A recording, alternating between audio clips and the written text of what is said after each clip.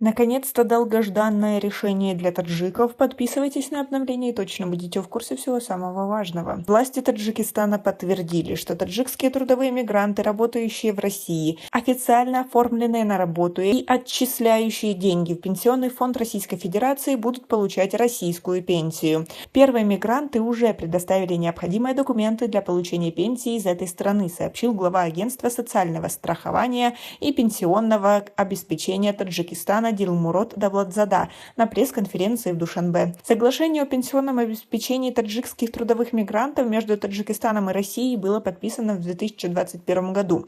Документ был разработан Россией еще в 2014-2015 годах. Обсуждения и согласования в разных инстанциях продолжались целых 7 лет. Некоторые жители Таджикистана, имеющие опыт в России, сомневаются в реализации соглашения. Однако глава Агентства социального страхования и пенсионного обеспечения Таджикистана уверяет, что проблем у таджикистанцев с получением российской пенсии не будет. К основному соглашению прилагаются другие документы, все они одобрены российской стороной, отметил Дилмурод Давлатзада. Как вам такие договоренности? А директор Агентства социального страхования и пенсионного обеспечения Таджикистана со ссылкой на российских коллег сообщил, что первые мигранты уже предоставили соответствующим российским структурам необходимые документы для получения пенсии. Однако никаких конкретных цифр он не назвал. Вопрос обеспечения пенсии таджикских мигрантов за их трудовую деятельность в Российской Федерации являлся одним из главных между Таджикистаном и Россией. Его обсуждали не один год в профильных ведомствах двух государств.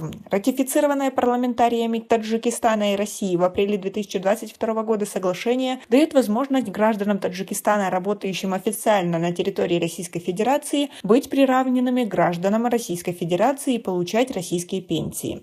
Для получения российской пенсии мигрант наряду с патентом должен заключить трудовой договор с работодателем, регистрироваться в Фонде социальной защиты России, социальное страхование, а также ежемесячно напрямую или через работодателя выплачивать социальные налоги в бюджет России. Согласно договору между Москвой и Душанбе, граждане России, работающие в Таджикистане и оформившие социальное страхование, также смогут получать пенсионные начисления в республике.